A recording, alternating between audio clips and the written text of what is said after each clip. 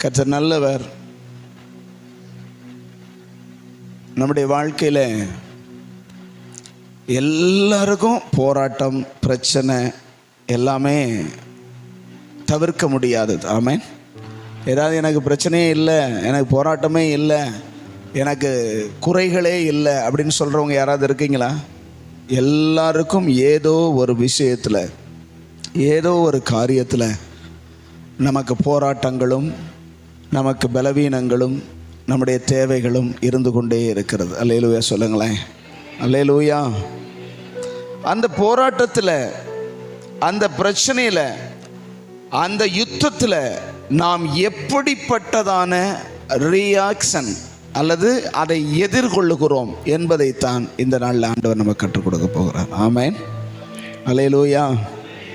நாம் எப்படி நமக்கு வருகிற சோதனைகள், நமக்கு வருகிற போராட்டங்கள், நம்முடையதான வாழ்க்கையில் நேரிடுகிற காரியங்களை எப்படி எதிர்கொள்ளுகிறோம், எப்படி ஃபேஸ் பண்ணுகிறோம், எப்படி அதை அட்டாக் பண்ணுகிறோம், எப்படி அதற்கு நம்முடைய வாழ்க்கையில் ரியாக்ஷன், பதில் கிடைக்கிறது அல்லது பதில் கொடுக்கப்படுகிறது அப்படிங்கிறத குறித்து ஆண்டவர் இன்னைக்கு நம்மளுக்கு உணர்த்த விரும்புகிறார். அல்லேலூயா.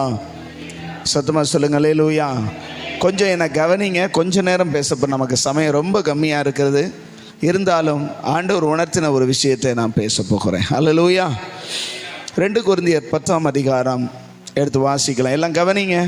கொஞ்சம் முகத்தை பாருங்கள். கொஞ்ச நேரம் நம்முடைய வாழ்க்கையிலே, நம்முடைய அனுதின வாழ்க்கையிலே நமக்கு நிகழுகிற, நேரிடுகிற அந்த காரியத்தை குறித்து இன்னைக்கு ஆண்டவர் நம்மளோடு பேசுகிறார். ஹல்லேலூயா. 2 கொரிந்தியர் 10ஆம் அதிகாரம் 4வது வசனம், 5வது வசனம் வாசிக்கலாம். எங்களுடைய போர் ஆயுதங்கள் போர் புரிகிற ஆயுதங்கள் மாம்சத்துக்கு ஏற்றவைகளாயிராமல் அரண்களை நிர்மூலமாக்குகிறதற்கு தேவ பலமுள்ளவைகளாயிருக்கிறது. அவைகளால் நாங்கள் தர்க்கங்களையும் தேவனை அறிகிற அறிவுக்கு விரோதமாய் எழும்புகிற எல்லா மேட்டிமையையும் நிர்மூலமாக்கி எந்த எண்ணத்தையும் கிறிஸ்துவுக்கு கீழ்ப்படிய சிறைப்படுத்துகிறவர்களாய் இருக்கிறோம். அல்லேலூயா.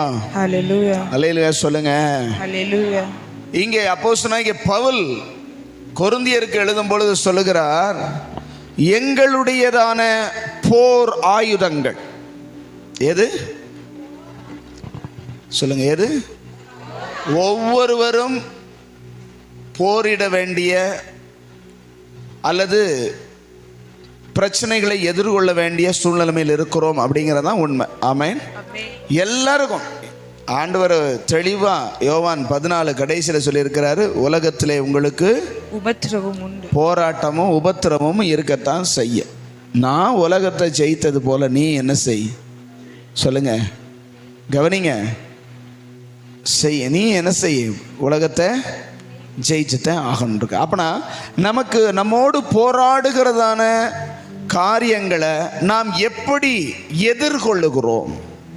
நமக்கு விரோதமாய் சத்துரு எய்கிற அக்கினி ஆஸ்திரங்களை, சத்துரு பயன்படுத்துகிற ஆயுதங்களை நாம் எப்படிப்பட்ட ஆயுதங்களை கொண்டு நாம் மறுபடியுமாய் சொல்லுங்க தடுக்கிறோம் அல்லது அட்டாக் பண்றோம்? ஆமென். அப்படிங்கிறதுல தான் நம்முடைய ஆவிக்குரிய ஜீவியமே வெளிப்படுது. நாம் ஆவிக்குரியவர்களாய் அல்லது தேவனுக்குரியவர்களாய் இருப்போமானால் நம்முடைய போர் புரிகிற ஆயுதங்கள், நமக்கு விரோதமாய் சத்துருவினால் கொண்டு வரப்படுகிறதான போராட்டங்களை நாம் எப்படி, எதை வைத்து எதிர்கொள்ளுகிறோம் என்பதை பொறுத்து தான் நம்முடைய ஆவிக்குரிய வாழ்க்கை என்ன செய்து இருக்கு. ஆமென். அவர் சொல்றாரு அந்த 4வது வசனத்துல, நீங்க கவனிங்க, எங்களுடைய போர் ஆயுதங்கள். சொல்லுங்க, எங்களுடைய போர் ஆயுதங்கள் மாம்சத்துக்கு ஏற்றவைகளாய் இராமல், மாம்சத்துக்குரியதாய் இல்லை அப்படிங்கிறார். அப்ப அவர் எப்படி சொல்றாரு? ஆவிக்குரியதா இருக்கிறது அப்படின்னு சொல்றார். ஆமென். மாம்சத்துக்குரியது அல்லது ஆவிக்குரியது, வேற வழியே கிடையாது. ஏதோ ஒன்று தான். ஆவிக்குரியதா இருக்கிறதா அல்லது மாம்சத்துக்குரியதா இருக்கிறதா அப்படிங்கிறத இன்னைக்கு பார்க்க போறோம். நம்முடைய போர் ஆயுதங்கள் நமக்கு நிகழுகிற, எல்லாரும் கொஞ்சம் கவனிங்க, கொஞ்சம் ரொம்ப முக்கியமான, நான் சுருக்கமாக சொல்லி முடிக்க போறேன், கொஞ்சம் கவனிங்க. நமக்கு நிகழுகிற, நமக்கு நேரிடுகிற, நம்மை தாக்க வருகிறதான சத்துருவினுடைய போராட்டங்களை நாம் எந்த ஆயுதத்தை கொண்டு தாக்குகிறோம் அல்லது தடுக்கிறோம்? புரிஞ்சவங்க அல்லேலூயா சொல்லுங்க பார்க்கலாம். இருக்கீங்களா? கையை உயர்த்தி அல்லேலூயா சொல்லுங்க பார்க்கலாம். அல்லேலூயா, அல்லேலூயா. நமக்கு நேரிடுகிறதான போராட்டங்கள், நமக்கு வருகிற போராட்டங்கள், சோதனைகள், பிரச்சனைகளை நாம் எப்படினாலும் ஃபேஸ் பண்ணி தான் ஆகணும். அதில் மாற்றமே. உங்களுக்கு இருக்கிறத நீங்க தான் என்ன செஞ்சாகணும்? எதிர்த்தாகணும், தடுத்தாகணும், சகிச்சாகணும். அதில் மாற்றமே. அது மனைவியா இருந்துக்கலாம், கணவனா இருக்கலாம், பிள்ளையா இருக்கலாம், பெற்றோரா இருக்கலாம். அவரவருக்கு உரியது அவரவர் தான் என்ன செய்யணும்? ஃபேஸ் பண்ணி தான் ஆகணும். அதை தடுத்தோ அல்லது அதை எதிர்த்தோ அல்லது அட்டாக் பண்ணியோ அதை ஜெயிக்க வேணும். வேற வழியே கிடையாது. உங்களுக்காக நான் செய்ய முடியாது, எனக்காக நீங்க செய்ய முடியாது. ஆமென் சொல்லுங்களேன்.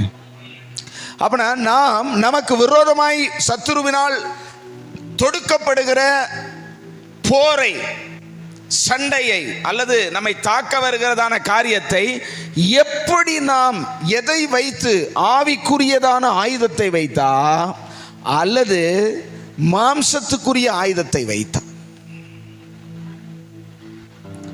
அப்படிங்கிறத நம்ம வசனத்தை வாசிக்கும் போது அல்லது இதை பார்க்கும்போது, நான் எந்த நிலைமையில இருந்து எப்படிப்பட்டதான ஆயுதத்தை நான் பயன்படுத்தி கொண்டிருக்கிறேன். அல்லேலூயா, அல்லேலூயா சொல்லுங்க. அந்த வசனத்தில் பாதியை நம்ம வாசிக்கும் போது, அரண்களை நிர்மூலமாக்குகிறதற்கு தேவ பலமுள்ளவைகளாய் இருக்கு, தேவனுடைய பலமுள்ளதாக இருக்கிறது. எங்களுடைய போர் ஆயுதங்கள் எப்படி இருக்கிறன்னா, அரண்களே என்ன செய்யுமா? அரண்னா என்னதுங்க? அரண் காம்பவுண்ட் சுவர், அதாவது பாதுகாப்பு நமக்கு இருக்கு இல்லையா, மதில் சுவர் அப்படி எடுத்துக்கலாம். மதில் சுவர்களையே உடைக்கத்தக்கதாக வல்லமை உள்ளது தான் எங்க போராயுதம். ஆமென். நீ மதில் மேலே இருந்து எங்களை தாக்கலாம், ஆனா மதிலையே காலி பண்ற அளவுக்கு எங்களுக்கு வல்லமை இருக்குங்கிறார். அல்லேலூயா சொல்லுங்க. நீங்க பழைய காலத்து அந்த போரிடுகிற நிலைமையை பார்த்தீங்கன்னா, மதில் சுவர்கள், பெரிய பெரிய கோட்டை சுவர்கள் மேலே கூடுமா நின்று அங்கிருந்து என்ன செய்வாங்கன்னா, தூரத்தில் வரும்போதே அம்பை இது எதிரி என்ன செய்வாங்க? கொஞ்சம் சொல்லுங்களேன். எதிரி என்ன செய்வாங்க? அழிக்கிறதற்கு, தாக்குறதற்கு மேலே கோபுரங்கள் மேலே இருந்து, கோட்டை சுவர்கள் மேலே இருந்து என்ன செய்வாங்கன்னா, அம்பை எய்து எதிரிகள் பக்கத்திலே வரவிடாமல் என்ன செய்வாங்க? தாக்குவாங்க. ஆனால் அந்த மதிலையே நிர்மூலமாக்குறதுக்குரிய தேவ பலன் யார்கிட்ட இருக்குதாங்க? சரி, அங்கிருந்து அவன் அக்கினி அஸ்திரத்தை, ஒரு அம்பை அவன் எய்கிறான். தூரத்திலிருந்து அவன் ஒரு கோட்டை சுவரிலிருந்து, உயரத்திலிருந்து அவன் உங்க மேல என்ன செய்கிறான்? சொல்லுங்க. அக்கினி அஸ்திரத்தை, நம்மை காயப்படுத்துகிற, நம்மை வேதனைப்படுத்துகிற, நம்மை துக்கப்படுத்துகிற, நம்மை சஞ்சலப்படுத்துகிற, நம்மை குற்றுயிரும் கொலையுருமாய் மாற்றுகிற ஒரு அம்பை அவன் எய்கிறான்னா, நீங்க என்ன செய்யணும்? நீங்களும் மறுபடியும் என்ன செய்யணும்? அதானே செய்வோம். அவன் கொல்ல முன்னாடி நம்ம என்ன செஞ்சிடணும் அப்படின்னு சொல்லி இங்கிருந்து போறவங்களை தூரத்தில் இருக்க முதல்ல அம்பையிறவன் யாருன்னா, அந்த கோபுரத்தில் இருக்கிறவனுக்கு வெட்டி சாச்சாச்சுன்னா, அவனை குத்திட்டோம்னா நம்மளுக்கு கோட்டைச்சுவருக்கு பக்கத்தில் போக முடியும். அப்படின்னா தான் கோட்டைச்சுவரை போய் கதவை தட்டணுன்னே திறந்து வாடா சண்டைக்குன்னு கூப்பிடுவாங்க. ஒரு பட்டணத்தை பிடிக்கணும்னு போனா முதல்ல அந்த கோபுரங்களை பூரா காலி பண்ணி மதில் சுவரை உடைச்சாதான் உள்ளேயே. அதானே உண்மை. பழைய காலத்தில் ஒவ்வொரு ஊருக்கும் ஒவ்வொரு ராஜாக்களும் தங்களுடைய தேசத்தை சுற்றி கோட்டைச்சுவர் வச்சிருப்பாங்க. ஆமென். அந்த அடிப்படையில் எழுதப்பட்டது இது. அதனால நம்ம அப்படி யோசிப்போம். இப்போ நமக்கெல்லாம் கோட்டைச்சுவரும் கிடையாது, ஒன்றும் கிடையாது. இப்போ அவர் சொல்றாரு, எங்களுடைய போர் ஆயுதங்கள் மாம்சத்துக்கு ஏற்றவைகளாய் இராமல் அரண்களையே, அந்த கோட்டை சுவர்களையே நிர்மூலமாக்குறதற்குரிய தேவனுடைய பலம் உள்ளவைகளாக இருக்கிறது. அல்லேலூயா, அல்லேலூயா. அப்படி என்ன பெரிய ஆயுதம், என்ன ஆயுதம்? அரண்களையே நிர்மூலமாக்குகிறதற்கு ஏதுவான ஆயுதம். அல்லேலூயா சொல்லுங்க. யாராவது அசந்தாங்கன்னா பக்கத்தில் இருக்கவங்க கொஞ்சம் என்ன ஹெல்ப் பண்ணுங்க, என்ன செய்யுங்க, ஹெல்ப் பண்ணி அவங்களுக்கு உதவி செய்யுங்க. கொஞ்சம் தண்ணி கிண்ணியை கொடுத்து கொஞ்சம் உயிரோடு இருங்கன்னு சொல்லுங்க. அல்லேலூயா. பரலோகத்துக்கு இப்பயே போயிடாதீங்கன்னு சொல்லுங்க. அல்லேலூயா. அவைகளால் வாசிங்க 5. அவைகளால் நாங்கள் எவைகளால், எவைகளால்? அந்த மாம்சத்துக்குரிய போராயுதமாய் இல்லாமல் அரண்களை நிர்மூலமாக்குவதற்கு தேவ பலமுள்ளதாய் இருக்கிறதான போர் ஆயுதங்களால் நாங்கள் தர்க்கங்களையும் தேவனை அறிகிற அறிவுக்கு விரோதமாய் எழும்புகிற எல்லா மேட்டிமையையும் நிர்மூலமாக்கி எந்த எண்ணத்தையும் கிறிஸ்துவுக்கு கீழ்ப்படிய சிறைப்படுத்துகிறவர்களாக இருக்கிறோம். அல்லேலூயா. நீங்க ஒரு போர் அப்படின்னு போகும்போது எதிரியை வீழ்த்தணும், அவன் கோட்டையை உடைக்கணும், அங்க இருக்கிறவங்களை சிறைப்படுத்தி கொண்டு வரணும். இதான போர். இவர் சொல்றாரு தர்க்கங்கள் தேவனை அறிகிற அறிவுக்கு விரோதமாய் எழும்புகிற எல்லா மேட்டிமை அதை நிர்மூலமாக்கி எந்த எண்ணத்தையும் கிறிஸ்துவுக்கு கீழ்ப்படிய சிறைப்படுத்துகிறவர்களாக இருக்கிறோம் அப்படிங்கிறார். நல்லா தெரிஞ்சுக்கங்க. முதல்ல எதிரி யாருன்னு தெரிஞ்சாத்தே, கவனிக்கிறீங்களா, கவனிக்கிறீங்களா? எதிரி யாருன்னு தெரிஞ்சாத்தே அவனை எப்படி அடிக்கலான்னு உள்ளதா இல்லையா? ஒரு ஆவிக்குரிய மனுஷனுக்கு, ஒரு விசுவாச பிள்ளைக்கு எதிரி யாருன்னா, எதிரி சொல்றாரு தர்க்கங்கள். எது தர்க்கம்னா என்னங்க? தர்க்கம் அப்படின்னா என்னது? வாக்குவாதம். வீட்டில் எப்போ பார்த்தாலும் எகனைக்கு மொகனையா வீட்டுக்காரது ஒன்று சொன்னால் பொண்டாட்டி ஒன்று சொல்லுவார், பிள்ளை ஒன்று சொன்னால் அப்பா ஒன்று சொல்வார், அம்மா ஒன்று சொன்னால் வீட்டுக்காரர் அவர் ஒன்று சொல்லுவார். இந்த தர்க்கம், ஒரு காரியத்தை குறித்து தர்க்கம் பண்ணிக்கிட்டே இருக்கிறது. இது பிசாசு கொண்டு வருகிற எய்கிற அக்கினி. புரிஞ்சவங்க இல்லையா சொல்லுங்க. நீங்க பெரிய கோட்டைச்சுவரை ஒன்றும் போய் உடைக்க வேண்டாம். அங்கே எரிகோ கோட்டைச்சுவரை சுற்றி உடைச்சாங்களாம். ஆமே, நம்ம வாசிச்சோம்ல. நீங்கள் ஒன்றும் அப்படிப்பட்ட கோட்டைச்சுவரை ஒன்றும் உடைக்க வேண்டாம். ஆண்டவர் சொல்றாரு, உன் வீட்டில் இருக்கிற கோட்டைச்சுவரை போல உன் ஆசீர்வாதத்துக்கு தடையாக இருக்கிற தர்க்கம், என்ன சொன்னாலும் அதுக்கு ஒரு வார்த்தை, எதை பேசினாலும் ஒரு சண்டை, வாயை திறக்கவே முடியாது சில வீட்டில். ஏன்னா எங்கள் வீட்டில் இருக்கிறதையா சொல்கிறீங்கன்னு, அப்புறம் உங்கள் வீட்டில் இருக்கிறதே சொல்ல முடியும், அப்புறம் அடுத்த வீட்டில் இருக்கிறத சொல்ல முடியும். பேசுறதுக்கெல்லாம் தர்க்கம். அடுத்து சொல்றாரு தேவனை வாசிங்க, அறிகிற அறிவு, தேவனை அறிகிற அறிவுக்கு விரோதமாய் எழும்புகிற எல்லா மேட்டிமை. ரெண்டாவது ஒரு எதிரி எது சொல்லுங்க? நான் போட்டிருக்கேன்ல, கலர் கலரா போடுறோம்ல, அதுக்கு தான். என்னது? மேட்டிமை. என்ன மேட்டிமைனா, கர்த்தரை குறித்து அறியக்கூடாதபடிக்கு தன்னை குறித்து மற்றவங்களை குறித்து எல்லாம் எனக்கு தெரியும், நீ ஒன்றும் சொல்ல வேண்டிய அவசியம், எனக்கு எல்லாம் தெரியும், உன்னையை விட நான் படித்தவன், உன்னையை விட அறிவில் நான் சிறந்தவன். ஆமேன்னு சொல்லுங்களேன். இந்த மேட்டிமையை உடைக்கிறதுக்கு எரிகோவை கூட உடைச்சிடலாம், இந்த மேட்டிமையை உடைக்க முடியாது. அல்லேலூயா சொல்லுங்களேன். எனக்கெல்லாம் தெரியும், எனக்கெல்லாம் தெரியும், யாரும் எனக்கு சொல்லித்தர தேவையில்லை. இல்லை, கேட்குற வசனங்களுக்கு நம்ம கீழ்ப்படியணும். ஆண்டவர் சொல்லி கொடுக்குற பிரசங்கங்களை மூலமாக ஆண்டவர் நம்மோடு பேசுகிறதுக்கு நம்ம தாழ்மைப்பட. எனக்கு எல்லாம் தெரியும். நான் பிறந்ததுலேருந்தே கிறிஸ்தவனாகும், நான் பிறந்ததுலேருந்தே இந்த பைபிளையே நான் கரைச்சி குளிச்சுட்டேனாகும். பைபிளை கரைச்சி குடிச்சா ஒருத்தனுமே கிடையாது. ஆமேன்னு சொல்லுங்க. பிசாசுக்கு தெரியாத வசனமே கிடையாது. அவன் தலைகீழ ஒவ்வொன்றையும் படிக்கிறவன். ஏசுநாதருக்கே வசனம் சொல்லி கொடுக்குறவன். யாருக்கு? ஏசுநாதர்கிட்டே போய் இந்த வசனம் உமக்காகத்தானே அப்பொழுது எழுதப்பட்டிருக்கிறது சங்கீதத்திலேன்னு சொல்லி கொடுக்குறவன். நமக்கு யாருக்காக எழுதுனதுன்னு கர்த்தர் வெளிப்படுத்தினாதான் தெரியும். ஆனால் பிசாசுக்கு எல்லாமே தெரியும். ஆனால் அவன் ஒரு நாள் ரட்சிக்கப்பட போகிறதே கிடையாது. வசனம் தெரிஞ்சதுனால ஒருத்தன் மனம் திரும்பிட போகிறது கிடையாது, ரட்சிக்கப்பட போகிறது கிடையாது, அவன் ஜெயிச்சிட போகிறது கிடையாது. அல்லேலூயா சொல்லுங்க. வசனத்தை நானா ஒருத்தங்கிட்ட கேட்டோம், இப்போ என்ன எந்த ஆராதனைக்கு போகிறதுலன்னு கேள்விப்பட்டோமே, எங்கே இருக்கீங்க, எங்கே போகிறைய, என்ன வர்றைய? இப்போ நாங்களே பைபிள் படிச்சுக்கிடுவோம். இப்போ நாங்களே பைபிள் படித்து நாங்களே தியானித்து நாங்களே என்ன செஞ்சுக்கிடுவோம், ஜோமணிக்கிடுவோம். கர்த்தர் எங்களோடையே கூட இருக்கிற நல்லது. இந்த மேட்டிமை ஒழியணும். ஏன் தெரியுமா இப்படி சபை ஒழுங்குன்னு வச்சிருக்கிறாரு? சபை கூடி வருதல்னு சொல்லியிருக்காரு தெரியுமா உங்களுக்கு?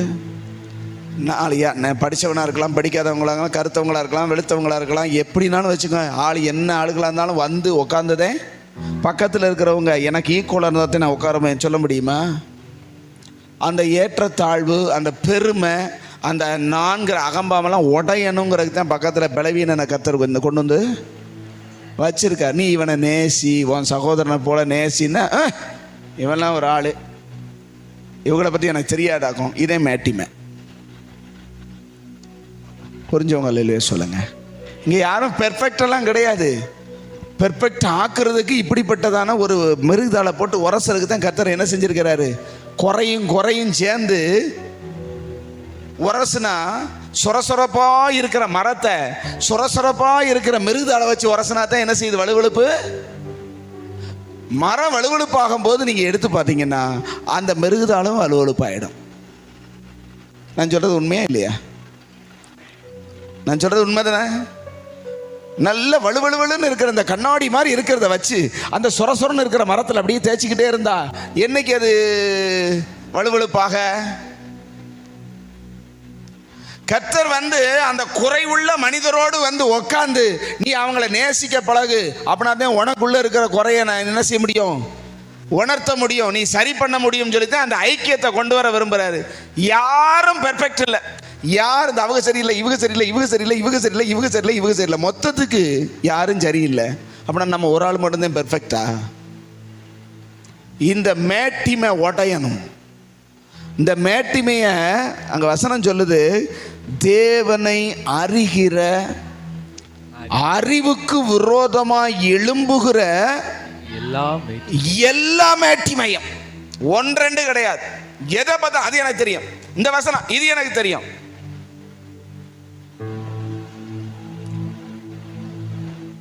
நிர்மூலமாக்க வேண்டியது எதை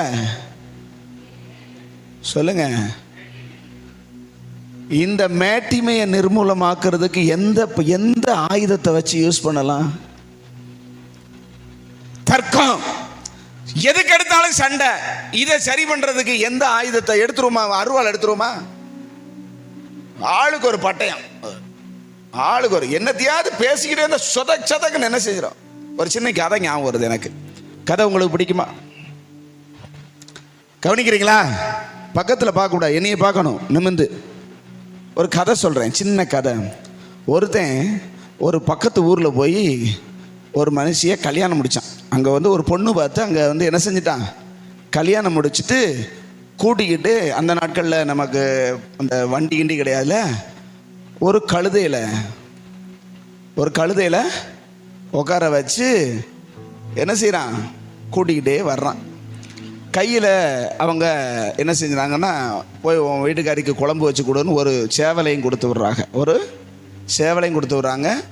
அவள் செல்லமாக வளர்த்த ஒரு நாக்குட்டி, யார் அந்த பொம்பளை வளர்த்த நாக்குட்டியை, நாயும் இது என்னை விட்டு பிரியாதுன்னா சரி அதையும் கூட்டிகிட்டு வான்னு பையன் நடந்து வர்றாங்க. இவன் கல்யாணம் முடிச்சு அங்கே என்ன செஞ்சுருக்கான்னா, ஒரு வாரம் என்ன செஞ்சுருக்கான்? விருந்து சாப்பிடும் போது சொல்லியிருக்காங்க, போயும் இப்படிப்பட்ட வாயாடியவா போய் கல்யாணம் பண்ணுவே, என்ன சொன்னாலும் இவ பதில் பேசுவா. ஆமென்னு சொல்லுங்களேன். வாயை திறக்கவே விட மாட்டா. இப்போ புது பொண்ணுனால பேசாமல் இருக்கா, நீ மாட்டிக்கிட்டடா அப்படின்னு சொல்லிட்டாங்க. அல்லேலூயா சொல்லுங்களேன். வாயாடினா வாயாடி, இந்த ஊர்லேயே அவதான் வாயாடி, நீ வகையாக வந்து மாட்டிட்ட அப்படின்னு சொல்கிறாங்க. இவனுக்கு உள்ளுக்குள்ளே கொஞ்சம் கதக்குன்னே இருக்குது, என்னத்தை எப்படி சமாளிக்க போகிறோம்னு தெரியலையே அப்படின்னு சொல்லி. சரிங்களா, இவன் வந்து கிளம்பும் போதே மாமனார்ட்ட கேட்டு அந்த அருவாளையம் கொஞ்சம் கொடுங்க, போனோன்னா அந்த அவளுக்கு வெட்டுறதுக்கு எனக்கு என்ன இல்லை, அந்த கோழியை வெட்டுறதுக்கு கத்தி என்கிட்ட கிடையாது, அந்த அருவாளையம் வாங்கி பைக்கில் போட்டு வச்சுக்கிட்டான். கிளம்பியாச்சு. இப்போ வந்துக்கிட்டே இருக்கார் தலைவர், ஆமேன்னு சொல்லுங்களேன். அப்படி நடந்து வந்துக்கிட்டே இருக்கும்போது இந்த கோழி என்ன செஞ்சுருக்குதான், அந்த சேவல் என்ன செஞ்சுருக்குன்னா, அந்த போகும்போது இப்போ ஊர்களில் அந்த கோழிகளி மேயும் பார்த்தீங்களா, அதை பார்த்தோன்னே கக்க சொல்லுமா இல்லையா, சும்மாடா அப்படின்னா, சும்மா கிடையாது சொன்னவனே சும்மா நடக்குமா, சும்மா இட அப்படின்னா சும்மா நடக்கல. மறுபடியும் கேட்க பாரு, நான் சொல்லிக்கிட்டே இருக்கேன், பொட்டாக்கடை கழுத்தை வச்சு நசுக்குன்னு ஒரு வெட்டி அப்படி தூரப்பட்டு போயிட்டான் பாருங்க. அல்லேலூயா சொல்லுங்களேன். அவ பார்த்தா நமக்கு கோழி குழம்பு வைக்கிறதுக்கு கொடுத்தது இங்கேயே சோழியை முடிச்சுட்டான்டா அப்படின்னு சொல்லி பார்த்தா, அடுத்து அப்படியே போய் தொலை, எவ்வளோ இடைஞ்சலா இருக்கிற அப்படி நசுக்குன்னு பிடிச்சி ஒரே வெட்டி கீழே போட்டு வா போவோம் அப்படின்ட்டு போயிட்டான். பிறகு போய்கிட்டே இருக்கும்போது அடுத்த ஊர் எல்லையை தொடும் பொழுது அங்கே சில நாய்கள் நின்றுது. இந்த நாய் அதை பார்த்தோன்னே குலைக்குமா குலைக்காதா, அந்த நாயும் குலைக்குது, இந்த நாயும் குலைக்குது. சும்மரு அது பாட்டு குலைச்சிட்டு போ, நீ சும்மரு அப்படின்னா இவனும் சொல்றா சும்மருன்னு. இருக்குமா அது?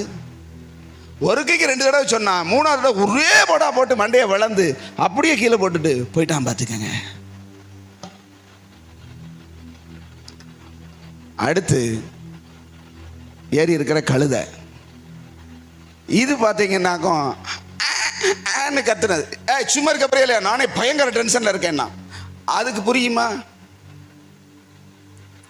அப்பம்போது பார்த்தா அந்த ஊர்ல இருந்த கழுதை 4 கழுதை கத்த, இது பதிலுக்கு கத்த, இது கத்த, அது கத்த, இவன் டென்ஷன் ஆகி ஒரே போடா போட்டு அந்த இதையும் கழுதை இறங்கி நடந்து பார்ப்போம் அப்படின்னா, வீட்டுக்கு போனவனே வாயவே திறக்கலை. அல்லேலூயா சொல்லுங்க. ஏதாவது பேசினா அந்த 3க்கும் நடந்ததாண்டா நமக்கும் நடக்கும்னு மனசுல அவளுக்கு பாடமா ஆயிடுச்சு. அதுக்கப்புறம் சண்டைங்கிறதே வரல. புரிஞ்சவங்க அல்லேலூயா சொல்லுங்களேன்.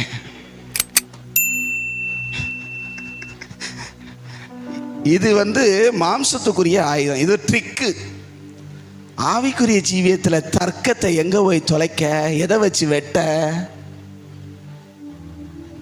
சொல்லுங்க.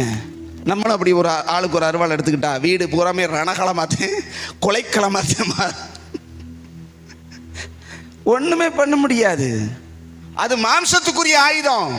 எது அவன் செஞ்ச, நான் அந்த சொன்ன கதையில அவன் மாம்சீகமாக ஒரு முடிவு எடுத்தான். ஒரு கோழியை வெட்டிடலாம், ஒரு ஆடை வெட்டிடலாம், அல்லது ஒரு நாயை வெட்டிடலாம், கழுதையை கூட வெட்டிடலாம். மனுஷனை வெட்ட முடியுமா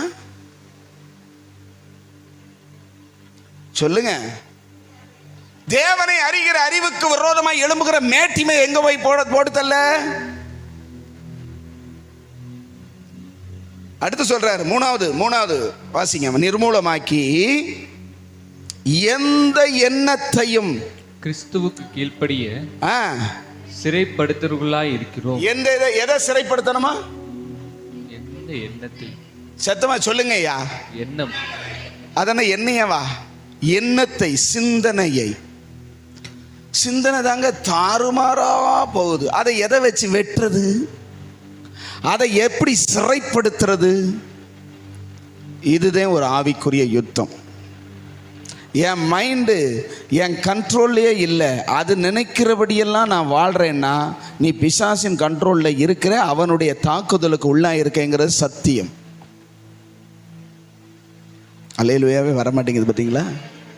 இப்போ மூணு காரியத்தை பார்த்தோம். என்னென்ன காரியம்? தர்க்கம், மேட்டிமை, தேவனை அறிகிற அறிவுக்கு விரோதமாக எழும்புகிற மேட்டிமை, அடுத்து எண்ணம், சிந்தை. அல்லேலூயா. இதுதாங்க நமக்கு விரோதமாய் சத்துரு பயன்படுத்துகிற அந்த வசனத்தை வாசிங்க. எபேசியர்கள் நிருபம் 6ஆம் அதிகாரம், எபேசியர் 6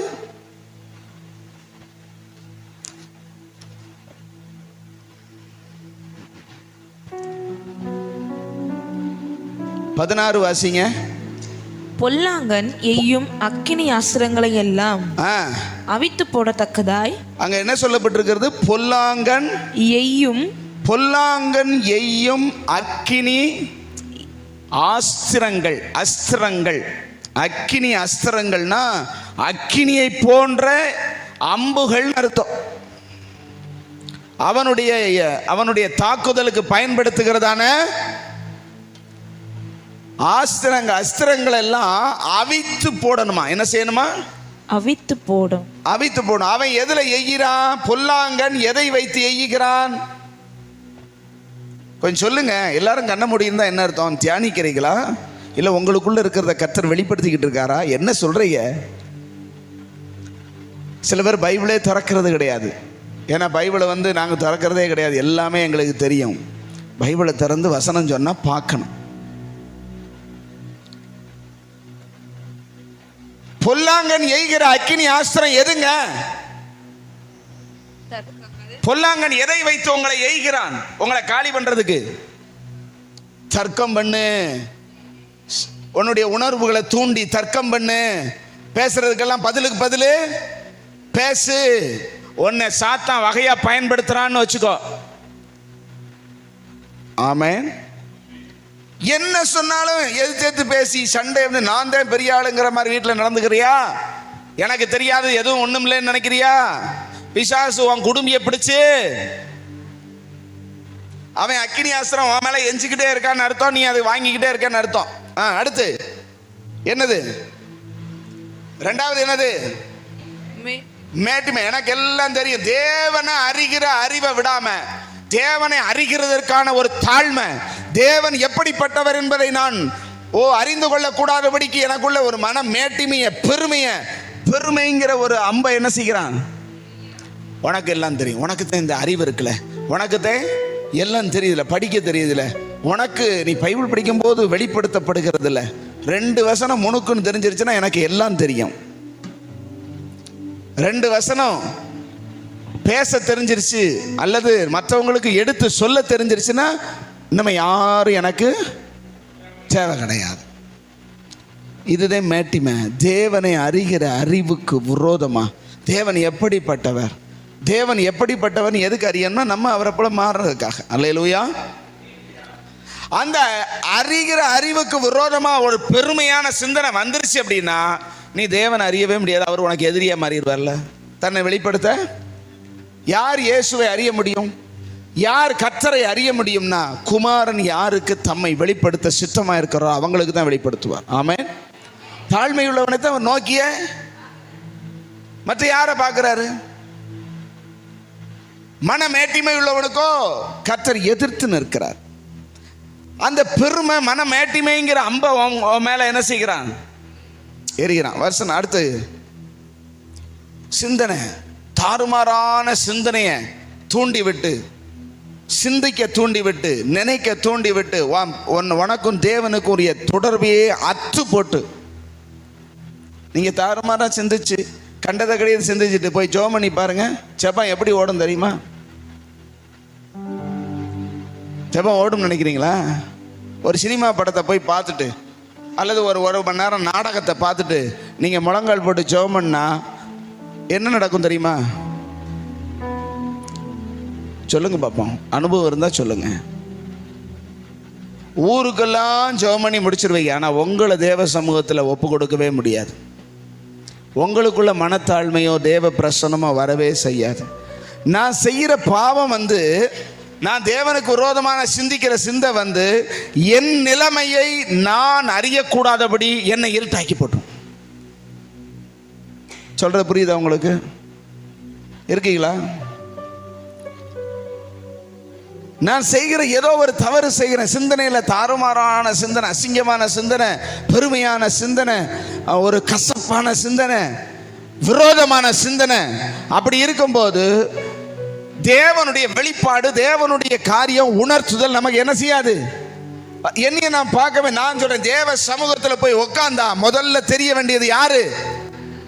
நான் தான். ஏன் பலவீனம் தான், ஏன் குறை தான், என்னுடையதான தவறுகள் தான் தெரியணும். ஆனா நான் ஊருக்கெல்லாம் சொல்றேன், ஆண்டவரே ஆஸ்திரேலியாவை ரட்சியும் ஆண்டவரே. ஆஸ்திரேலியா ரட்சிக்கப்பட்டு உனக்கு என்ன போகுது? ஐரோப்பா கண்டத்தையே எனக்கு தாரும் ஆண்டவரே. உனக்கு தந்து என்ன? நீ போய் ஆளப்பறையா? மோடியை ரட்சிங்க ஆண்டவரே. மோடி ரட்சிக்கப்பட்டுருவார், அது வேற விஷயம். அவர் ரட்சிக்கப்படுறது ரட்சிக்கப்படாத கர்த்தர் கையில் இருக்கு. உனக்கு என்ன பிரயோஜனம்? உன்னை பரிசுத்தமாக மாற்றுறதுக்கும் உன் சிந்தனையை சரி பண்ணுறதுக்கும் உனக்கு முடியலை. மோடியை ரட்சியும், ஸ்டாலினை ரட்சியும், தேசத்தை கொடுமை ஆண்டவரே. எதுக்கு? நான் என்ன சொல்கிறேன்னா, அதுகளை செய்கிறதுக்கு மைண்டு விட்டுரும். ஏன்னா சிந்தனை என்னன்னா, என்னையத்தையும் பார்க்க விடாது, எல்லாத்தையும் பார்க்க விடும். புரிஞ்சவங்க லேலுவே சொல்லுங்க. நீ மற்றவங்களுக்காக ஜோமனி என்ன செய்ய போற? தேசத்துக்காக திறப்புல நிற்க சொல்லி இருக்கிறாங்க. திறப்புல நிற்கிறவன் தேவனுடைய இருதயத்துக்கு ஏற்றவன் தான் நிற்க முடியும். வேற யார் நிற்கவே முடியாது. ஆண்டவர் என்ன சொன்னார் தெரியுமா? இந்த மோசே போல் சாந்த குணமுள்ளவன் பூமியில ஒருத்தனும் இல்லை. நான் கொலகார பைய. யாரு? முணுக்குன்னு கோவம் வந்து சதக்குன்னு வெட்டி போடுவான். அப்படிப்பட்டவன் பூமியிலேயே மிக சாந்த குணமுள்ளவன் கர்த்தரால் சொல்லப்படும் பொழுதுதான் இந்த ஜனங்களை அழிக்காதீங்க ஆண்டவரேன்னு திறப்புல நின்னா. அதுதான் திறப்புல. தான் மாறினதுக்கு அப்புறம் தான் திறப்புல நிற்க முடியும். ஆமேன்னு சொல்லுங்களேன். எனக்கு ஏகப்பட்ட துர்க்குணம். சொல்ல முன்னாடி முணுக்குன்னு கோவம் வந்து அடிச்சு போடுவேன். அப்படிப்பட்ட முன்கோவி நான் போய் ஆண்டவரே தேசம் அழிகிறதே ஆண்டவரே. உனக்கு என்னடா வச்சு? தேசம் அழியுதா? நீ அழிஞ்சுக்கிட்டு இருக்க, அது உனக்கு தெரியல. நீ நாசமாயிக்கிட்டு இருக்க. பிசாசு உன்னை நாசப்படுத்திக்கிட்டு இருக்கான். முன்கோபத்தினாலும் பெருமையினாலும் மன மேட்டிமையினாலும் அது உன்னை அழிச்சுக்கிட்டு இருக்கு. அது தெரியல. கண் சொருகி போன குருடர்கள் தான் கண்ணை மூடிக்கிட்டு அதை ரட்சியும் ஆண்டவரே, இதை ரட்சியும் ஆண்டவரே, இதை ரட்சியும் ஆண்டவரே, அதை ரட்சியும் ஆண்டவரே, தேசத்தை எங்களுக்கு தாரும் ஆண்டவரே, இந்தியா கிறிஸ்டியாவாக மாறட்டும் ஆண்டவரே. இப்போ சொல்கிறேன், இந்தியா கிறிஸ்டியான்கிற ஒரு நேமில் மாறி கிறிஸ்தவ நாடாக மாறிச்சுன்னா அக்கிரமம் பெருகி நாசமாக போயிடும். அல்லேலூயா. அமெரிக்காவில் சொல்கிறாங்க, கலிஃபோர்னியாவில் ஒரு நிகழ்ச்சி நடக்குது. அங்கே எல்லா நிகழ்ச்சியிலையும் ஜெபம் பண்ணுவாங்க, ஆண்டவரை மகிமைப்படுத்துவாங்க, எல்லாத்தையும் செய்வாங்க. முடிவில் தேங்க்ஸ் பண்ணி என்ன செய்வாங்க? Thank you Jesus God. என்ன செய்வாங்க? தேங்க்யூ காட்னு சொல்லுவாங்க. ஒரு பெரிய நிகழ்ச்சி நடக்குது. அந்த நிகழ்ச்சியில் பரிசு வாங்கினவங்க அல்லது தன்னுடைய காரியங்களை எல்லாம் செய்து முடித்தவங்க யாரும் கர்த்தருக்கு நன்றி சொல்லவே இல்லை. முடிவில் அந்த நிகழ்ச்சி தொகுப்பாளி சொல்கிறா, ஒரு லேடி சொல்கிறா, இந்த பட்டணம் கடவுளுக்கு சம்பந்தமில்லாத பட்டணம், கடவுள் இந்த பட்டணத்தில் இல்லை, எல்லாம் நம்முடைய திறமையினால் வந்ததுனார். போட்டு தள்ளினார். பார்த்துக்கங்க. ஒரு 3 நாள் கழித்து அப்படி காட்டுத்தீ எழும்ப விட்டார். இன்னும் எரிஞ்சிக்கிட்டு இருக்கு. அந்த அந்த அந்த மாகாணமே எரியுது. கலிஃபோர்னியாவும் இன்னொரு மாகாணம். தேவனை தனக்கு தூரப்படுத்தி என் திறமை கர்த்தர் எங்களுக்கு ஒன்றும் செய்யலை அப்படின்னு சொன்னா பற்றி எரியும் தேவ கோபம். இப்போ அமெரிக்காவினுடைய அத்தனை எக்யூப்மெண்ட்ஸ் வச்சு ஏறத்தாழ 35,000 வீரர்கள், பல நூற்றுக்கணக்கான விமானங்கள், அந்த தீயணைப்பு வாகனங்கள் எல்லாம் பண்ணி 10 நாள் அணைச்சி 17% அணைச்சிருக்காங்களாம். எத்தனை சதவீதம்? இன்னும் 83% எரிஞ்சுக்கிட்டு இருக்குது அப்படின்னு சொல்லி ரிசல்ட் வந்தது. உங்களுக்கு யூடியூப்பில் நீங்கள்லாம் பார்த்துருப்பீங்க. அல்லேலூயா சொல்லுங்களேன். கடவுளுக்கு எங்களுக்கு சம்மந்தம் இல்லை. எங்கள் திறமை தான், எங்கள் இதுதான். அதே மேட்டிமை உள்ளவனுக்கு கர்த்தர் எதிர்த்து நிற்கிறார். அல்லேலூயா.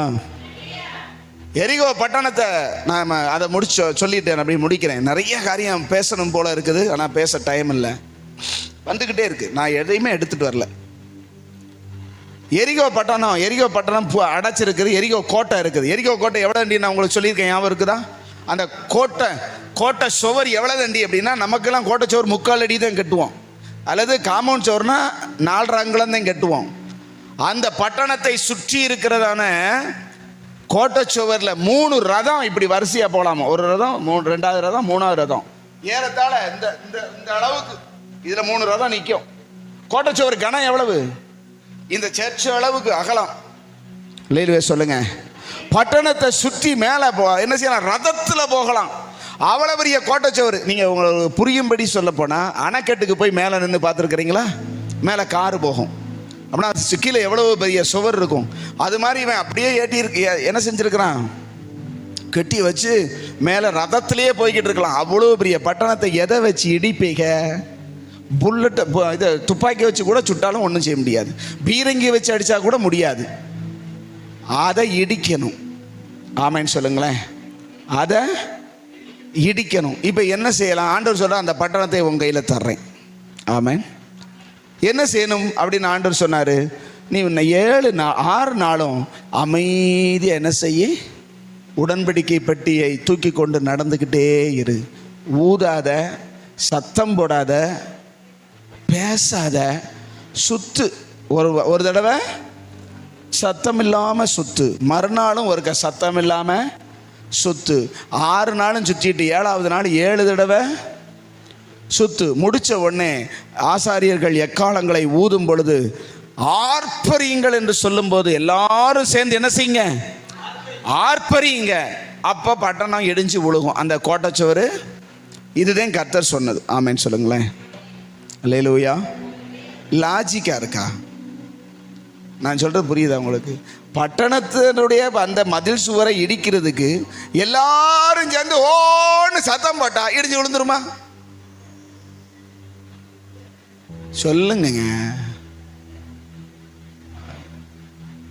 சில பேர் இப்போ தான் பரலோகத்திலேருந்து பக்கத்தில் கீழே இறங்கி வர்றாங்க. நான் என்ன சொல்கிறேனே விளங்கலை. அல்லேலூயா. இவ்வளோ பெரிய கோட்டை சுவரை இடிக்கிறதுக்கு என்ன செய்யலான்னு ஆண்டவர்கிட்ட கேட்டா அவர் சொல்கிறாரு, சுற்றி சுற்றி வா. சுற்றி சுற்றி வந்து 7 தடவை சுற்றிட்டு என்ன செய்ய, கத்து.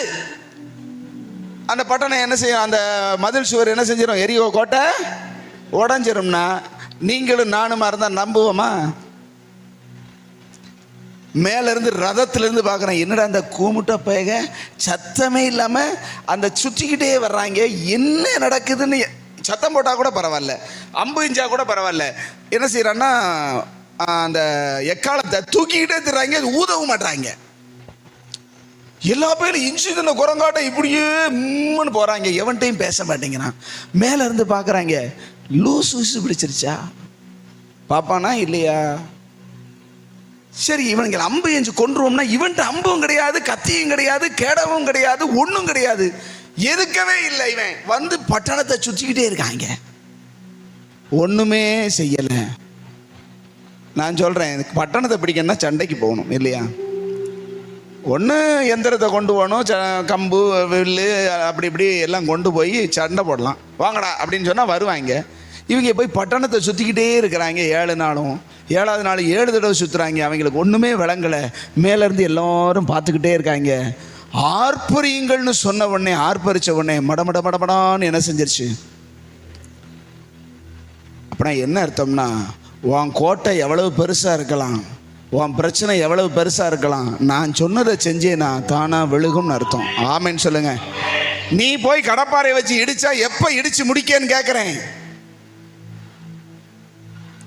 நீ போய் எந்திரத்தை வச்சு இடிச்சனாக்க அவன் பதிலுக்கு என்ன செய்வான்? நீ எந்திரத்தை தூக்கிட்டு வந்து அவன் எந்திரத்தை தூக்கிட்டு வந்து ஒன்னிய மேலே இருந்து அம்பை எது என்ன செஞ்சிருவான்? பேசாம இரு. நீங்கள் அமர்ந்திருந்து நானே கர்த்தர் என்று அறிந்து கொள்ளுங்கள். ஆமென் சொல்லுங்களேன். கர்த்தர் சொல்றதை கேட்டுக்கிட்டு அமைதியா உட்கார்ந்து இருந்தாலே போதும், எரிகோ கோட்டை தானா விழும். ஒன்று செய்ய, ஏறி போய் போட்டு தள்ளிடு. ஆமென் சொல்லுங்களேன். இதாங்க ஆவிக்குரிய யுத்தத்துக்கும் மாம்ச யுத்தத்துக்கும் உள்ள வித்தியாசத்தை சொல்றேன். ஆக்சுவலாக என்ன செய்யணும்? போய் சண்டை போடணும், ஜெயிக்கணும்னா சண்டை போடணும். ஆனால் ஆண்டவர் சொல்றது, நீ ஆவிக்குரிய யுத்தம் பண்ணு, நான் சொல்றேன் கேளுங்கிறார். ஆமென் சொல்லுங்களேன். என்னென்ன அப்படிங்கிறத நீங்க சீக்கிரமா வாச்சு அப்படி முடிங்க பார்ப்போம். எபேசியர் 6ஆம் அதிகாரம், சீக்கிரம் சீக்கிரம் சீக்கிரம் 6:13 வாசிங்க. 13 சர்ரன் வாசிங்க பார்க்கலாம். ஆகையால் தீங்கு நாளிலே அவைகளை நீங்கள் எதிர்க்கவும் சகலத்தையும் செய்து முடித்தவர்களாய் நிற்கவும் திராணியுள்ளவர்களாகும்படிக்கு தேவனுடைய சர்வ ஆயுத வர்க்கத்தை எடுத்துக்கொள்ளுங்கள். பிசாசுக்கு எதிரடையா இருக்கிற போர்ல நீங்க ஜெயிக்கணும்னா தேவன் கொடுக்கிற சர்வாயுதத்தை என்ன செய்யுங்க? எடுத்துக்கொள்ளுங்க. 1 சத்தியம் என்னும் கச்சையை உங்கள் அறையில் கட்டினவர்களாயும். முதல்ல என்னது ஆயுதம்? எது முதல் ஆயுதம்? எது சொல்லுங்க. சேர்ல உட்கார்ந்துங்க, சொல்லுங்க. நல்லா நிமிர்ந்து உட்காருங்கம்மா. சத்தியம். சத்தியத்தை என்ன செய்யணுமா? அறையில் கட்டி கொள்ள வேண்டும். ஆமென். சத்தியத்தை அறையில கட்டிக்கிட்டா சத்துருவை வீழ்த்தலாமா?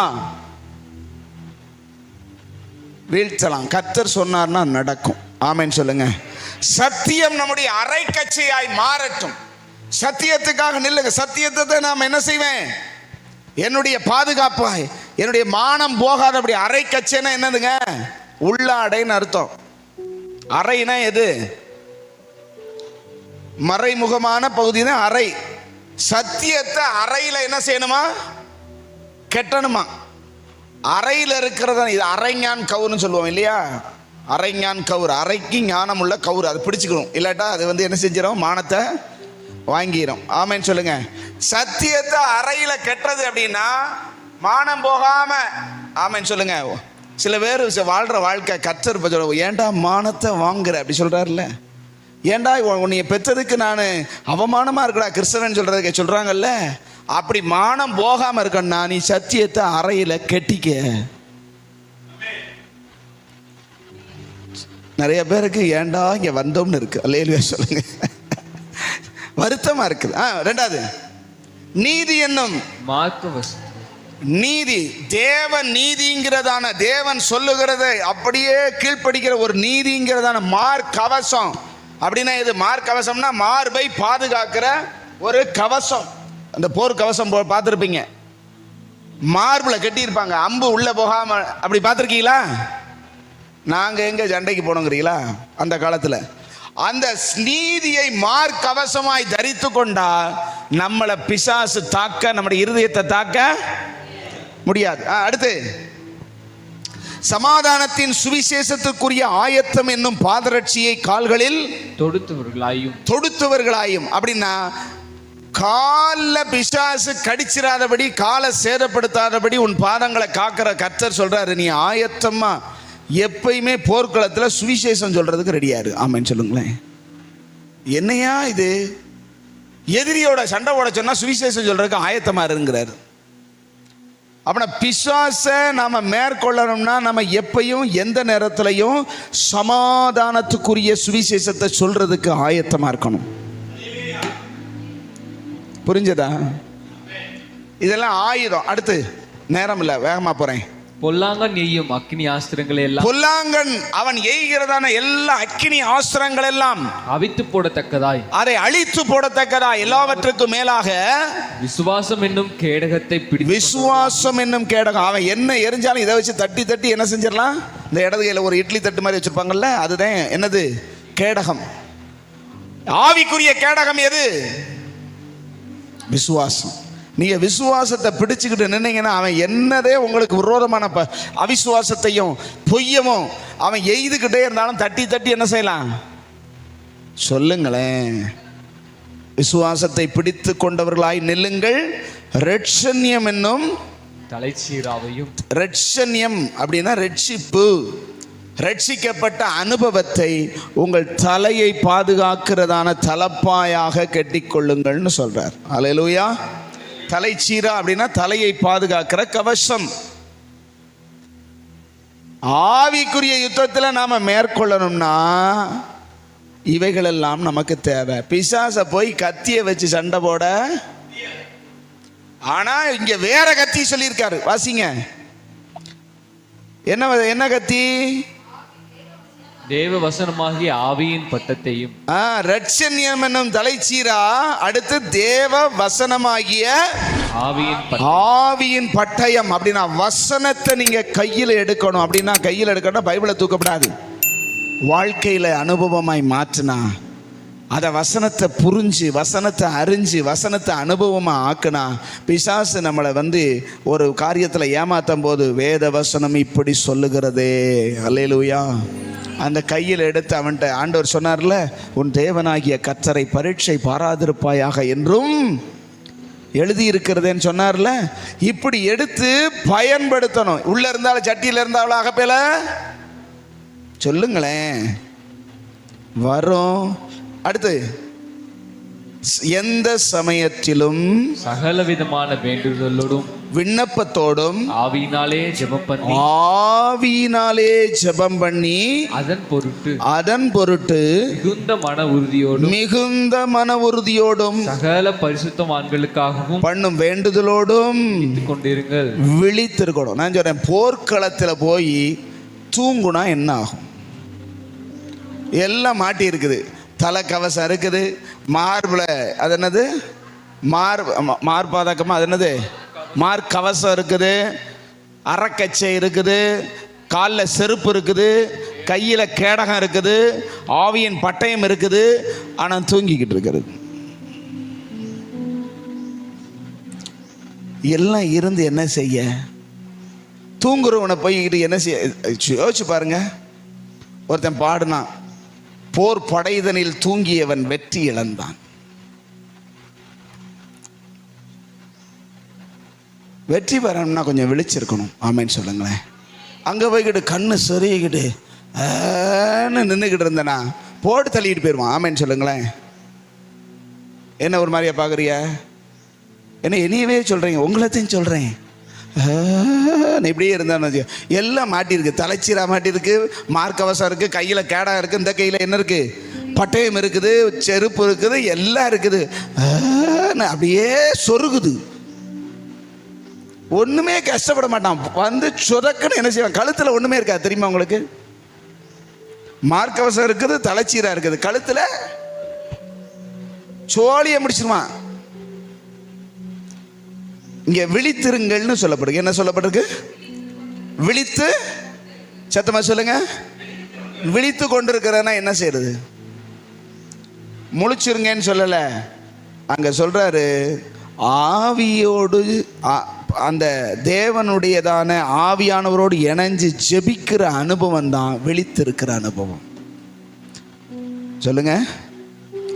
எல்லாம் மாட்டிட்டு தூங்குனா எப்படி போட்டு தள்ளிட்டு போயிடுவானோ அது மாதிரி நான் எனக்கு சத்தியம் தெரியும், நான் எப்போனாலும் யாருக்குனாலும் சுவிசேஷம் சொல்கிறதுக்கு நான் ரெடியாக இருக்கிறேன், விசுவாசத்தை நான் கையில் பிடிச்சிருக்கேன், என்ன வந்தாலும் தட்டி விட்டுருவேன், ஆவியின் பட்டயத்தை எடுத்து எல்லாரையும் வெட்டிடுவேன், ஒருத்தரையும் விடுறது கிடையாது, எல்லாரையும் வசனத்தை வச்சே வெட்டிடுறது. அப்படிப்பட்ட வெட்டுற பட்டயமெல்லாம் வச்சுருக்காங்க சிலர். வெட்டுங்க.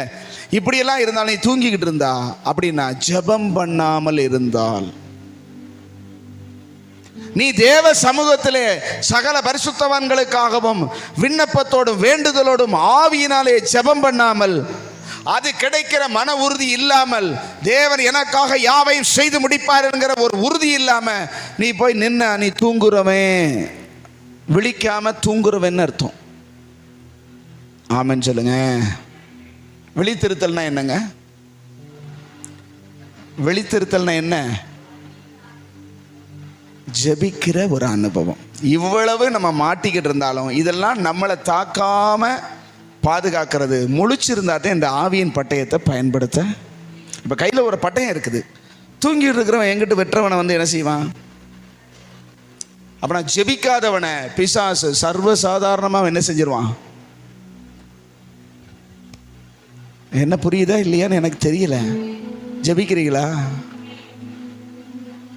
ஆமாம் பாஸ்டர், இந்த கடைசி ஜெபம் வந்துருச்சு, என் ஆத்துமாவை போட்டு நாங்கள் ஜெபம் பண்ணத்தான் போகிறோம். அதை சொல்லலை. தனிப்பட்ட வாழ்க்கையில் ஜெபம் இல்லாட்டி நீ தூங்கிக்கிட்டு இருக்கேன்னு ஆண்டவர் சொல்கிறார். தூங்கிட்டு இருக்கிறவனை போட்டு தள்ளுறது ரொம்ப, நீ என்னதே மாட்டிக்கிட்டு இருந்தாலும், என்னதே வசனம் தெரிஞ்சாலும், என்னதே விசுவாசம் இருந்தாலும், என்னதே ஆயுதங்கள் அணிந்திருந்தாலும், தூங்கிக்கிட்டு இருந்தா உன்னை சத்துரு லேசாக கவுத்திடுவான். நான் விழித்திருந்து ஜெபிக்கிற ஒரு அனுபவம். ஆமென் சொல்லுங்களேன். ஜெபம் பண்ணுவீங்களா? ஜெபமும் தேவை, விசுவாசமும் தேவை, ரட்சிப்பும் தேவை, சத்தியமும் தேவை, சர்வாயுத வர்க்கங்கள் முழுவதுமே தேவை. ஆமென் சொல்லுங்களேன். இவைகளெல்லாம் ஆவிக்குரிய ஆயுதங்கள். சொல்லுங்க. ஆவிக்குரியதான போராட்டத்தில் மாம்சீகமான பட்டயம் உதவாது. என்ன அப்படின்னா, உங்களுக்கு விரோதமாக உங்களை பெருமை கொள்ள செய்கிற, உங்களை தர்க்கம் பண்ண வைக்கிற, உங்களை மேட்டிமை அடைய செய்கிற இவைகளை முறியடிக்கணும்னா நீங்கள் சத்தியத்தை உடுத்துங்க. ஆமென். இந்த வசனங்கள் எல்லாம் போய் அதோட மேட்ச் பண்ணி பாருங்க. மனத்தாழ்மையை அணிந்து கொள்ளுங்க, ஜெபம் பண்ணுங்க, ஆண்டவருடைய வார்த்தையாகிய ஆவியின் பட்டயத்தை நல்லா பழக்குவீங்க. சத்துரு உங்களை மேற்கொள்ளவே முடியாது. ஆமென். உங்களை காத்துக்கோங்க. நீங்கள் மற்றவங்களை தாக்குறதெல்லாம் ரெண்டாவது. ஒரு சின்ன குழு மட்டும் கொடுத்துட்டு போகிறேன். இந்த இத்தனை ஆயுதம் இருக்குல்ல, என்னென்ன ஆயுதம் வரிசையாக சொல்லுங்க பார்ப்போம். சத்தியம், சத்தியம் ஒவ்வொன்றா சொல்லுங்க. சத்தியம், நீதி, சுவிசேஷம், விசுவாசம், ரட்சிப்பு, தேவ வசனமாகிய ஆவியின் பட்டயம், கடைசியில் ஜெபம். சரிதானா? மொத்தம் எத்தனை?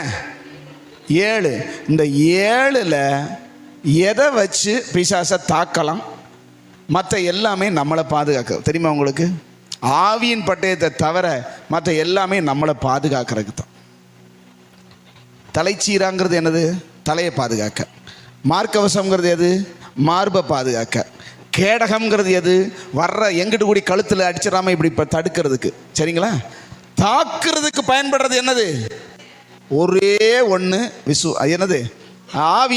ஆவியின் பட்டயம், வேத வசனமாகிய ஆவியின் பட்டயம். அல்லேலூயா. அந்த பட்டயத்தை நீங்க சரியா கூர்மையா வச்சிருந்தாத்தேன் ஒரு மொட்டை கத்தியை கொண்டு போயிட்டு வாழைப்பழத்தை கூட அது வெட்டாது. அப்படி வச்சுக்கோங்களேன். இதை வச்சுக்கிட்டு போருக்கு ஒருத்தன் போனான்னா எப்படி இருக்கும்? வதக்குன்னு போட்டது மாதிரி, கம்பை வச்சு அடிச்சது மாதிரி தான் வெட்டுவான். அவன் சொல்லுவா, டேய் ஒழுங்கா வெட்டி தொலைன்னு சொல்லுவானா இல்லையா? நிறைய பேருடைய வாள் மொட்டையாத்தான் இருக்கு. வசனமே ஒரு வசனத்தை சொன்னா தெரிய மாட்டேங்குது. வசனத்தை வாசித்து அதை எனக்கென்று எடுத்து நான் என்னுடைய வாழ்க்கையில் அபியாசப்படுத்தும் பொழுதுதான் அதை கர்த்தர் எடுத்து மறுபடியும் பயன்படுத்துவார். ஆமென் சொல்லுங்களேன். அல்லேலூயா. இவைகளாம் நம்மை பாதுகாக்கிறது. வேத வசனம் ஒன்றுதான் மற்றவர்களை, எதிரியை தாக்க வல்லமை உள்ளது. ஆமென். நீங்கள் சரியாக வேதத்தை வாசித்து அறிஞ்சு ஜெபித்தீங்கன்னா சத்துரு எய்யும் போது உடனே வசனம், இனி மனத்தாழ்மையாக நடக்கணும் தாண்டா நான் சொல்கிறேன், வசனத்தை எடுத்து கொடுப்பார். ஆமென் சொல்லுங்களேன். உங்ககிட்ட நான் என்ன கேட்குறேன் அப்படின்னு கர்த்தர் கேட்குறாரு. நீ நீதியையும் இரக்கத்தையும் சமாதானத்தையும் என்ன செஞ்சு எனக்கு முன்பதாக மனத்தாழ்மையாயிரு. அந்த மனத்தாழ்மைக்கு விரோதமாக எழும்புகிற தர்க்கம், மனமேட்டிமை, இவைகளெல்லாம் நீ அறிந்து அதிலேருந்து உன்னை பாதுகாக்கணும்னா இந்த சர்வாயுத வர்க்கத்தை என்ன செய்யணும்? தரித்து கொண்டு பிசாசு எய்கிற அக்கினி ஆஸ்திரங்களை அவித்து போட விசுவாசத்தில் நின்று அவன் தாக்க வரும்பொழுது வேத வசனம்ங்கிற ஆவியின் பட்டயத்தால் தாக்கி, அல்லேலூயா, எங்களுடைய போராயுதங்கள் சொல்லுங்க, எங்களுடைய போராயுதங்கள் மாம்சத்துக்குரியவைகளாயிராமல் ஆவிக்குரியதாக இருக்கிறது. ஆமென் சொல்லுங்களேன். ஆவிக்குரிய போராயுதத்தை நீ எடுக்கலை, உன்னைய மாம்சத்தினாலேயே அவன் வீழ்த்திடுவான். உனக்கு இருக்கிற பெருமை, உன் மண்டையில் இப்போ பெருமையான சிந்தனை, தர்க்கம், கீழ்ப்படியாமல் மேட்டிமையான சிந்தனை எல்லாத்தையும் நான் அப்படித்தேன், நான் மாற மாட்டேன், நான் என்னுடைய ஸ்டாண்டில் இருப்பேன், இதுதான் பெருமை. சில பேர் பார்த்தீங்கன்னா ஒரு புது காரியத்தை கர்த்தர் சொன்னார்னா அவங்களுக்கு அது பிடிக்காது. என்ன செய்யாது? சொல்லுங்க. சொல்றது பிடிக்காது. உனக்கு பிடிக்கணுங்கிறதுக்காக கர்த்தர் சொல்லலை, அவருக்கு நீ பிடிக்கணுங்கிறதுக்காக சொல்றார். அல்லேலூயா சொல்லுங்களேன். புரிய மாட்டேங்குதோ? உனக்கு பிடிக்கணுங்கிறதுக்காக ஒரு காரியத்தை கர்த்தர் சொல்லலை, நீ அவருக்கு பிடிக்கணும்னா அவர் சொல்றதை கேட்கணும்னு சொல்றார். அல்லேலூயா. இவங்களுக்கு பிடிக்காது. எனக்கு அதெல்லாம் பிடிக்காது, நான் இப்படித்தான் இருப்பேன், நான் என்ன மாற்றிக்கிட மாட்டேன். நீ உருப்படியோட சேர போகிறதே கிடையாது. ஆமென் சொல்லுங்களேன். கர்த்தர் உன்னை மாற்றுறதுக்கு தான் சொல்கிறாரு. உனக்கு பிடிக்காததை நீ பிடிக்காதனாலும் செய். உனக்கு பிடிக்கணும்னு அவசியம். உன்னை பிடிச்சவருக்கு உன்னை பிடிக்கணும். புரிஞ்சவங்க இல்லையா சொல்லுங்க. தாயின் கருவிலே நம்மை தெரிந்தெடுத்தவருக்கு நம்மளை பிடிக்கணும்னா அவர் சொல்றதுக்கு நம்ம கீழ்ப்படிஞ்சே ஆகணும். இது எனக்கு பிரியமானதல்ல, அவருக்கு பிரியமானது, ஆகையால் நான் செய்வேன். அல்லேலூயா. அல்லேலூயா சொல்லுங்க. அதனால தேவன் சொல்லுகிறது உனக்கு பிடிக்குதோ பிடிக்கலையோ, ஏற்றுக்கொள்ள முடியுதோ முடியலையோ, ஆமேன்னு சொல்ல பழகணும். ஆமேன்னு சொல்லுங்களேன். ஆண்டவரே கிருபை தாங்க, எனக்கு இந்த இதை நீங்கள் சொல்கிறது என்னால் ஏற்றுக்கொள்ள முடியலை, நீங்கள் சொல்கிறது என்னால் செய்ய முடியலை, ஆனாலும் நான் தாழ்மைப்படுகிறேன், நான் கீழ்ப்படிய ஒப்பு கொடுக்குறேன்னு சொன்னீங்கன்னா கிருபை கிடைக்கும். அதெல்லாம் முடியாது, நமக்கெல்லாம் சரி வராது, அவர் சொல்கிற மாதிரிலாம் நம்மளால் வாழ முடியாது, அவருக்கு என்ன, அவர் போராட்டம் பண்ணிக்கிட்டே இருப்பார், அவர் வேலை அவர் செய்கிறாரு, நம்மளாம் முடியாது, நாசமாக போகிறது உறுதி. ஆமென்னு சொல்லுங்களேன். என்னையா கடைசியா இப்படி சொல்றீரு? எச்சரிக்கை. கர்த்தர் சொன்னாரு, கர்த்தருடைய வசனம் சொல்லுதுன்னா நான் அதுக்கு தாழ்மைப்பட்டாத. எனக்கு பிடிக்கல பிரச்சனையே கிடையாது. அல்லேலூயா. சத்துருவனுடைய கைக்கு நம்ம தப்பணும்னா கர்த்தருடைய கைக்குள்ள அடங்கி இருக்கணும். ஆமென் சொல்லுங்க. பிசாசுனுடைய கைக்குள்ள நம்ம போகாதபடிக்கு தான் கர்த்தர் தன்னுடைய கைக்குள்ள வர்றதுக்கு தான் ஆலோசனை கொடுக்கிறாரு. நான் அப்படித்தான் போவேன்னா போ. தன்னுடையதான கோணலான வழிகளுக்கு சாய்கிறவர்களை தேவன் அக்கிரமக்காரரோட போக பண்ணுவார். போன்னு சொல்லி அக்கிரமக்காரோட போய் நாசமா போன்னு விட்டுருவார். நான் அப்படியே பரலோகத்தில் போய் பறந்துக்கிட்டு போயிடுவேன்னு சொன்னாக்க ஒரே எத்துல ஏற்றி அங்கே கொண்டு விடுவார். ஜாக்கிரதை. நரகம் என்பது நம்ம நினைக்கிறத விட ரொம்ப மோசமானது. பரலோகம் என்பது நம்முடைய கற்பனைக்கும் எட்டாத மகிமையானது. ஹல்லேலூயா. தேவனுக்கு கீழ்ப்படியக்கூடாதபடி இருக்கிற எல்லா பெருமை, எல்லா மேட்டிமையை உடைக்கிறதுக்கு தாழ்மைப்படுங்க. அப்போஸ்தலனாகிய பவுல் சொல்ற எல்லா மேட்டிமையையும் நிர்மூலமாக்குறதற்கு தேவ பலம் உள்ளவைகள். ஹல்லேலூயா. சத்தியத்துக்கு கீழ்ப்படிங்க. ஆண்டவர் சொல்ற வசனத்துக்கு கீழ்ப்படிஞ்சீங்கன்னா அருமையாய் கர்த்தர் உங்களை உயர்த்தி சத்துருவுக்கு எதிரே உங்களை அரணாய் நிறுத்துவார். ஹல்லேலூயா. அப்படியே கண்களை மூடி தேங்க்யூ ஜீசஸ். ஆண்டவர் சமூகத்தில் சர்வாயுத வர்க்கங்களை நான் தரித்து தாழ்மையோடும் பொறுமையோடும் ஆவியில் விழித்திருக்கிற ஒரு ஜெப அனுபவத்தோடு ஜெபிக்கிற நிலைமையோடு நான் மாறணும். ஹல்லேலூயா. என்னுடையதான போர் ஆயுதங்கள் மாம்சத்துக்குரியவைகளாக இருந்துடக்கூடாது. அது ஆவிக்குரியதா இருக்கணும். ஆமென் சொல்லுங்க. மாம்சத்தினுடையதான போர் ஆயுதங்கள் மாம்சத்தை வேணா காயப்படுத்தும். ஆனால் ஆவிக்குரிய ஆயுதம் அந்த அரணையே நிர்மூலமாக்கிடும். ஹல்லேலூயா. உங்கள் வீட்டில் பிரச்சனை வருதா, தர்க்கம் வருதா, தேவ சமூகத்தில் போய் ஜெபிங்க. அந்த அந்த அந்த கோட்டை சுவரையே கர்த்தர் தகர்த்துருவார். உனக்கு விரோதமா நிற்கிற அந்த பெரிய கோட்டை சுவருக்கு முன்பதாக நீ நின்று போய் ஆயுதத்தை எடுத்து கடப்பாரை எடுத்து உடைக்க முடியாது. ஆனா அமைதியா கர்த்தருக்கு நீ கீழ்ப்படிஞ்சா, அமைதியா நீ அதை சுத்தி வந்தா, உன்னை பார்த்துக்கிட்டே இருப்பாங்களே தவிர உன்னை தொட முடியாது. கர்த்தர் சொல்லும் போது நீ சத்தமிட்டு கம்பீரி, கர்த்தரை துதிக்க ஆரம்பி, ஆர்ப்பரிக்க ஆரம்பி. அலங்கம் தானா இடிஞ்சு விழுகும். உனக்கு விரோதமாக இருக்கிறதான அந்த மேட்டிமை, அந்த தர்க்கம், அந்த பெருமை, அந்த சிந்தையில கீழ்ப்படிய முடியாதபடி சிந்தையை குழப்புகிற அந்த பொல்லாத சத்ருவின் கிரிய, அந்த என்னை சில பேர் சொல்றதை நான் கேட்டிருக்கேன்.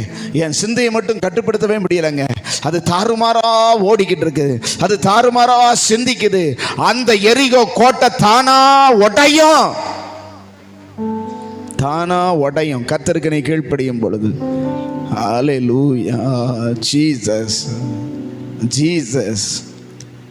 நீங்க ஆர்ப்பரிங்க கர்த்தருடைய சமூகத்தில், கர்த்தருக்குள்ள களி கூறுங்க. ஹல்லேலூயா. தகப்பனே தகப்பனே உமக்கு ஸ்தோத்திரம்ப்பா. எல்லாரும் அப்படியே ஜெபம் பண்ணுவோமா ஆண்டவர் சமூகத்தில்.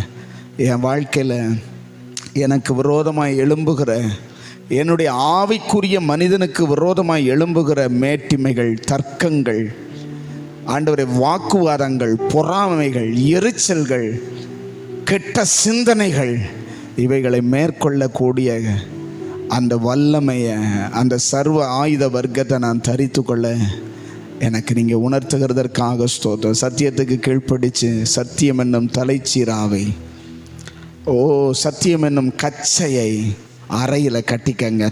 ரட்சிப்பு என்கிற அனுபவத்தை ஹல்லேலூயா மார்க்கவசமாக தரித்து கொள்ளுங்க. எல்லா நிலைமையிலும் ஜெபிக்கிற ஒரு விழிப்போடு இருங்க. ஜெபம் பண்ணுவீங்களா ஆண்டவர் சமூகத்தில்? ஆண்டவரே எனக்கு அப்படிப்பட்ட கிருபையை தாங்கப்பா, தாங்கப்பா, தாங்கப்பா. Glory to God. Hallelujah. Jesus, Jesus. Thank you Jesus. ஆண்டவர் அறிகிற அறிவுக்கு விரோதமாக எழும்புகிற எல்லா மேட்டிமையையும் நீ சிறைப்படுத்தணும்னு கர்த்தர் விரும்புகிறாரு. நீ அதை உடைக்கணும்னு கர்த்தர் விரும்புகிறாரு. நீ தாழ்மைப்படணும்னு கர்த்தர் விரும்புகிறாரு. அந்த தேவனை அறிகிற அறிவுக்கு விரோதமாக எழும்புகிற சிந்தனைகளை, கர்த்தருக்கு கீழ்ப்படியக்கூடாதபடி எழும்புகிற உன்னுடைய சிந்தனைகளை நீ மேற்கொள்ளணும்னு கர்த்தர் சொல்கிறாரு. அதற்காகத்தான் நான் போராடி கொண்டிருக்கிறேன்னு ஆவியானவர் சொல்கிறாரு. ஹல்லேலூயா. தகப்பனே, உங்கள் கருத்தில் நாங்கள் எங்களை முழுவதும் அர்ப்பணிக்கிறோம். எங்களுடைய போர் ஆயுதங்கள் மாம்சத்துக்கு ஏற்றவைகளாக இராமல் எங்களுக்கு விரோதமாய் அரண்களைப் போல, கோட்டை சுவர்களைப் போல இருக்கிறதான அவைகளை நிர்மூலமாக்குகிறதற்கு ஏதுவான தேவ பலமுள்ள ரட்சிப்பு, சத்தியம், ஆண்டவரே, சுவிசேஷத்திற்கு ஆயத்தம், விசுவாசம், இப்படிப்பட்ட ஆவியின் பட்டயம், இப்படிப்பட்ட ஆவிக்குரிய ஆயுதங்களை நாங்கள் தரித்து கொண்டு அவைகளை மேற்கொள்ள எங்களுக்கு உதவி செய்யுங்கப்பா. எரிகோ கோட்டையை சுற்றி வர சொல்லும்போது இது தானாக உடஞ்சி விழுந்ததே, அது மாதிரி நீங்கள் சொல்கிறத நாங்கள் கேட்கும்போது, நீங்கள் சொல்கிறதுக்கு கீழ்ப்படியும் பொழுது எங்களுக்கு விரோதமாக இருக்கிற அரண்கள் எல்லாம் தானாய் விழுந்து நொறுங்குவதை நாங்கள் பார்க்க போகிறோம். அதற்காக ஸ்தோத்திரம். ஆண்டவரே, இந்த மாதத்தில் ஆண்டவரே, இவர்கள் உம்முடைய வார்த்தைக்கு கீழ்ப்படியும் பொழுது, சத்தியத்திற்கு கீழ்ப்படியும் பொழுது, சத்திய வசனத்தை தங்கள் வாழ்க்கையில் அனுபவமாய் மாற்றும் பொழுது, இவர்களுடைய வாழ்க்கையில் இருக்கிற எரிகோ கோட்டையை போன்ற அரண்கள் தானாய் இடிந்து விழுகிறதை ஒவ்வொருவரும் காணும்படி கர்த்தர் உதவி செய்வீராக.